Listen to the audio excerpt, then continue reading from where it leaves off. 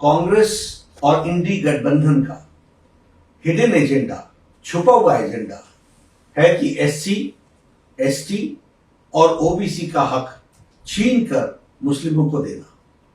कांग्रेस कहती है कि देश के संसाधनों पर पहला हक मुसलमानों का है, जबकि प्रधानमंत्री श्री नरेंद्र मोदी जी कहते हैं कि देश के संसाधनों पर पहला हक गरीबों का है।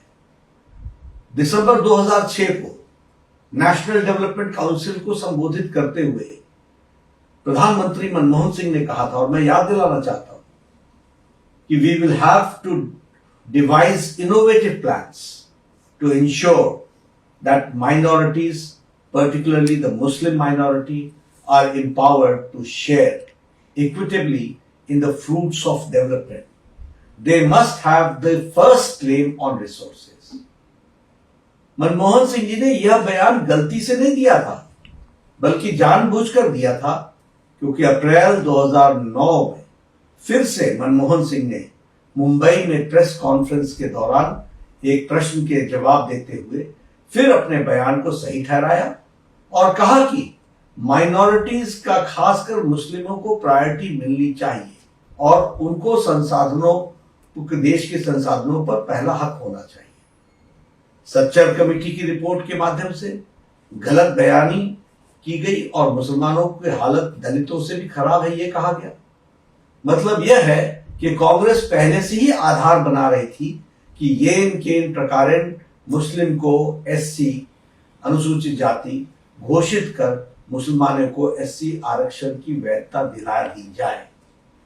कांग्रेस की एससी, एसटी और ओबीसी के अधिकारों पर डाका डालने की यह आदत बहुत पुरानी है। यहां तक कि बाबा साहब भीमराव अंबेडकर ने 27 अक्टूबर 1951 को कहा था कि पिछले 20 वर्षों में पंडित नेहरू ने 2000 भाषण दिए हैं, लेकिन उन्होंने एक बार भी अनुसूचित जाति के कल्याण के बारे में बात नहीं की है। इससे आप अंदाजा लगा सकते हैं कि कांग्रेस पार्टी को हमारे लोगों के प्रति कितनी सहानुभूति है। पंडित नेहरू हमेशा मुसलमानों के पक्ष में रहते हैं। मैं नहीं चाहता कि मुसलमानों की उपेक्षा हो, कदापि हम नहीं चाहते कि मुसलमानों की अपेक्षा हो, लेकिन मैं यह जरूर चाहता हूं कि मुसलमानों को अन्य समुदायों की कीमत पर अनुचित लाभ नहीं उठाना चाहिए। जिन्हें अधिक सुरक्षा की आवश्यकता है, उन्हें ही लाभ मिलना चाहिए। कांग्रेस ने राष्ट्रीय धार्मिक और भाषाई अल्पसंख्यक आयोग का गठन कर यह साजिश रची कि मुसलमानों में भी जाति है, इसलिए उनमें भी एससी माना जाए और एससी लिस्ट में आरक्षण दिया जाए। कोई एससी अगर धर्म बदलकर मुसलमान बनता है तो उसका एससी दर्जा बना रहे। साथ ही ओबीसी के 27% से 6% काट कर मुसलमानों को आरक्षण दिया जाए। कांग्रेस ने कोर्ट के कानून को बदलकर एएमयू, जामिया मिलिया जैसे संस्थानों में एससी, एसटी, ओबीसी रिजर्वेशन को खत्म किया। 1981 में कांग्रेस ने एससी, एसटी और ओबीसी के रिजर्वेशन को छीनने के लिए अलग एएमयू अमेंडमेंट एक्ट 1981 लाकर कोर्ट के फैसले को बदल दिया। कांग्रेस सभी जातियों को ओबीसी यानी सामाजिक और शैक्षणिक रूप से पिछड़ा बता रही है। कांग्रेस ने आंध्र प्रदेश में 4 बार मुस्लिम रिजर्वेशन को इंप्लीमेंट करने की कोशिश की। सुप्रीम कोर्ट के इंटरवेंशन के कारण कांग्रेस सरकार इसे लागू नहीं कर पाई। 2009 में लोकसभा इलेक्शन में अपने मैनिफेस्टो को कांग्रेस ने जॉब और एजुकेशन में मुसलमानों को नेशन वाइड रिजर्वेशन देने की प्रॉमिस किया था। कांग्रेस चाहती थी कि ओबीसी रिजर्वेशन के अंदर मुस्लिम के लिए अलग से सब कोटा हो।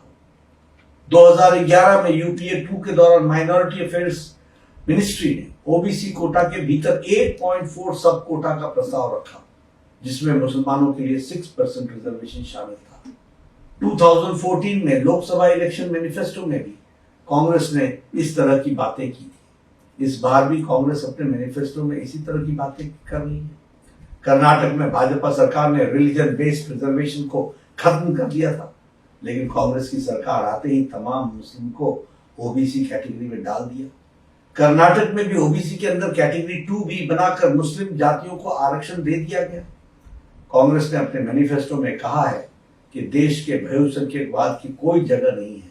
मतलब उन्होंने एससी, एसटी, ओबीसी से सख्त नफरत है, क्योंकि देश में बहुसंख्यक आबादी इन्हीं गरीब लोगों की इन्हीं वर्गों की है। ये कांग्रेस का मैनिफेस्टो है और ये कांग्रेस का इंटेंशन है। कहीं सुना है रिटेल की दुकान पर होलसेल का दाम? जी हाँ, नव्या लेकर आया है डिजाइनर सूट्स, कुर्तीज और फैब्रिक्स। सबसे सस्ता, सबसे अच्छा, defence road, Mamun, Pathankot. Contact 9614196141।